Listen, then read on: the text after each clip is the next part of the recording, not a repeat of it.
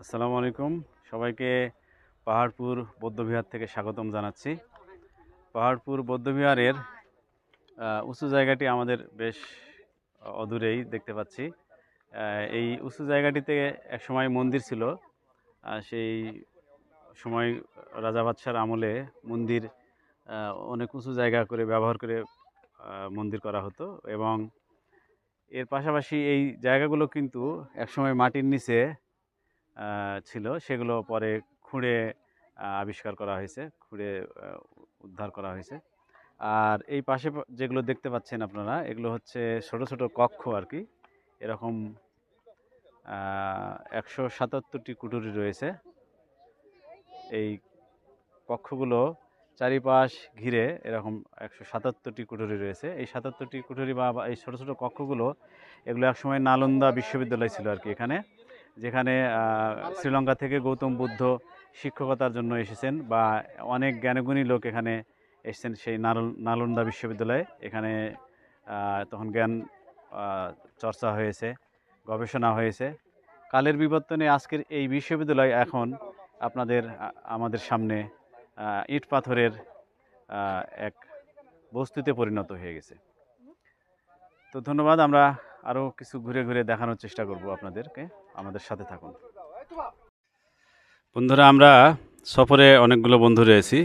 এই মুহূর্তে পাহাড়পুরের সফর সম্পর্কে আমি বন্ধুবর হেলালের কাছে জানতে চাইবো যে পাহাড়পুর এসে তার কেমন লাগছে। আসসালামু আলাইকুম। আলহামদুলিল্লাহ, এখানে খুব ভালোই লাগছে। প্রাকৃতিক পরিবেশ ঘেরা একবারে গ্রাম অঞ্চলে খুব সুন্দর লাগছে। নিরিবিলি মনোরম পরিবেশ। পরিবেশের প্রাকৃতিক সৌন্দর্য বর্ণনা করে শেষ করা যাবে না, কারণ এটা যদিও একেবারে নিভৃত গ্রাম অঞ্চল, তারপরে এখানে আধুনিকীকরণ, সব কিছু সাজানো গোছানো, নিট অ্যান্ড ক্লিন পরিবেশ এবং ফুলের বাগানগুলো খুব সুন্দর। এখানে এই মুহূর্তে এখানে কেবল প্রবেশ করছি, সবকিছু দেখা হয়নি, এই জন্য সবকিছু বর্ণনা করা সহজ হচ্ছে না।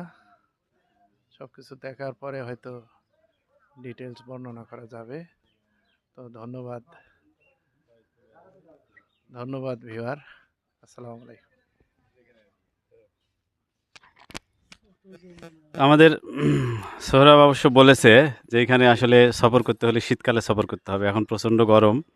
শীতকালে সফরের আরও একটি সুবিধা হলো যে আমরা হাঁটাহাঁটি করতে গেলে গরমটা যেমন লাগবে না, পাশাপাশি এখানে অনেক ফুল গাছ রয়েছে যেগুলো কিনা শীতকালে ফুল ফুটলে আরও সৌন্দর্য বাড়ে আর কি।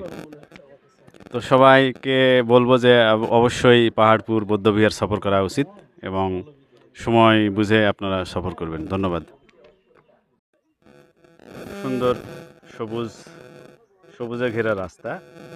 পাহাড়পুরের এই দৃশ্যটি সত্যি চমৎকার লাগে এবং ভিতরেও আরও সুন্দর সুন্দর স্থাপনা রয়েছে। স্থাপনা বলতে আসলে এগুলো গাছপালা দিয়েই তৈরি করা হয়েছে।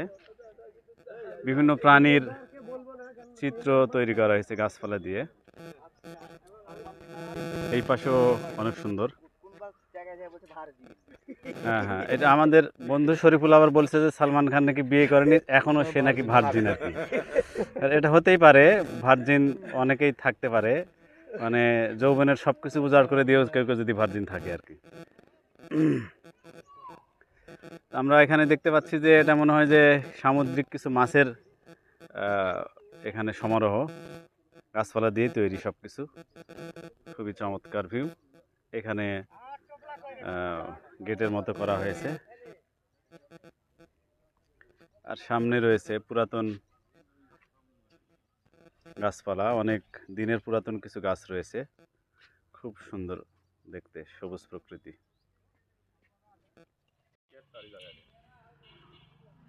পাহাড়পুর বৌদ্ধবিহারের এই পাশ দিয়ে চারিদিকে এরকমভাবে নদী ছিল, যেই নদী দ্বারা এই ভবনটি বেষ্টিত ছিল, যেটা বহিঃশক্তির হাত থেকে রক্ষা করার জন্য এই নদী, কৃত্রিমভাবে নদী তৈরি করা হয়েছিল আর কি।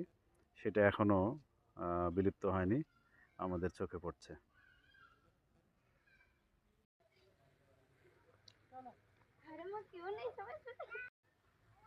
জাদুঘরের পাশেই রয়েছে খুব চমৎকার একটি পানির ফোয়ারা।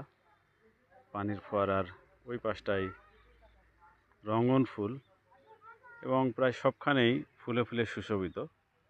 এই পাশে সিজন ছাড়াও আমরা দেখতে পাচ্ছি গাঁদা ফুল খুব সুন্দরভাবে ফুটে আছে এবং প্রতিটি বাগানের পাশে লেখা আছে ফুল তোলা নিষেধ এবং বাগানের ক্ষতি সাধন থেকে বিরত থাকুন। তার মানে এই বাগান আপনার আমাদের সকলের এই পরিচ্ছন্ন পরিবেশকে টিকিয়ে রাখার দায়িত্ব, যত্ন করার দায়িত্ব আমাদের সকলের। বন্ধুরা, আমরা এখন অবস্থান করছি পাহাড়পুরের জাদুঘরের সামনে। জাদুঘরের ভিতরে, বৌদ্ধবিহার জাদুঘরের ভিতরে এখানে বেশ কিছু পুরাতন ঐতিহ্য রয়েছে, পুরাতন কৃতি রয়েছে, সেগুলো আমরা এখন দেখব। সম্ভবত ভিতরে ভিডিও করা নিষিদ্ধ, আমরা সেজন্য ভিতরটা ভিডিও করতে পারবো না। তবে অবশ্যই বাইরের যে সৌন্দর্যগুলো আছে সেগুলো অবশ্যই দেখানোর চেষ্টা করব। এগুলোই হচ্ছে ছোট ছোট কুটুরি, এভাবে করে ছোট ছোট কক্ষ আর কি।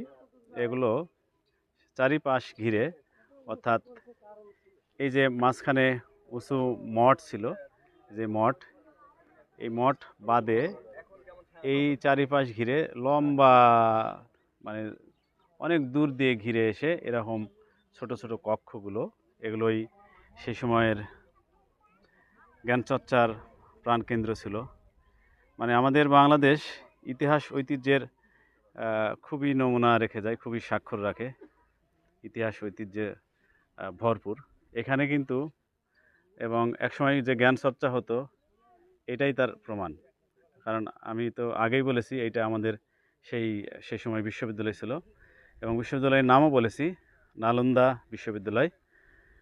তো সেই বিশ্ববিদ্যালয়ের অনেক জ্ঞানীগুণী লোক এখানে এসতেন এবং আমরা বলতে পারি যে শ্রীলঙ্কা থেকে বৌদ্ধ ধর্মের ধর্মাবতার গৌতম বুদ্ধ তিনিও এসেছেন।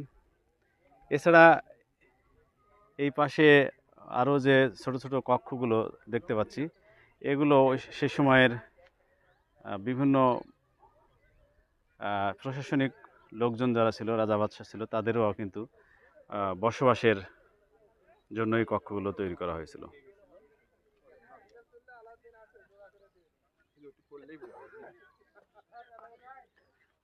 কাছেই সাইনবোর্ডে লেখা আছে বিহারের ভিক্ষু কক্ষ এবং খুবই মনোরম পরিবেশ। যারা কখনো পাহাড়পুরে আসেননি তাদেরকে বলবো অবশ্যই একবার হলেও পাহাড়পুর সফর করবেন। আমি এই পাহাড়পুরে অসংখ্যবার এসেছি, ঠিক বলা মুশকিল কতবার, 6-7 বার এসেছি আর কি। আমরা একদম সেই উঁচু কুঠুরির সামনে চলে এসেছি, মানে মঠের সামনে। এখান থেকে আকাশের সাথে যে মিতালি, খুব চমৎকার, দৃষ্টিনন্দন, নয়নাভিরাম, সুবহানাল্লাহ।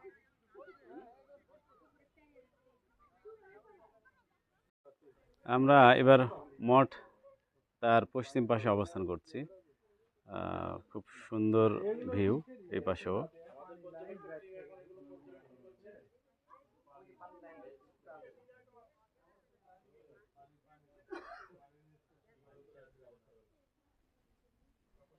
চমৎকার, উপরে আকাশ, সাদা মেঘের ভেলা, জাস্ট সুবহানাল্লাহ। ভিউয়ার্স, আমরা পাহাড়পুর বৌদ্ধবিহার সফর শেষ করলাম, আবার সামনে চলছি। নতুন কোনো ভিডিওতে আবার নতুন কোনো স্পটে দেখা হবে। সবাই আমাদের সাথে থাকুন। বাই বাই, পাহাড়পুর বৌদ্ধবিহার।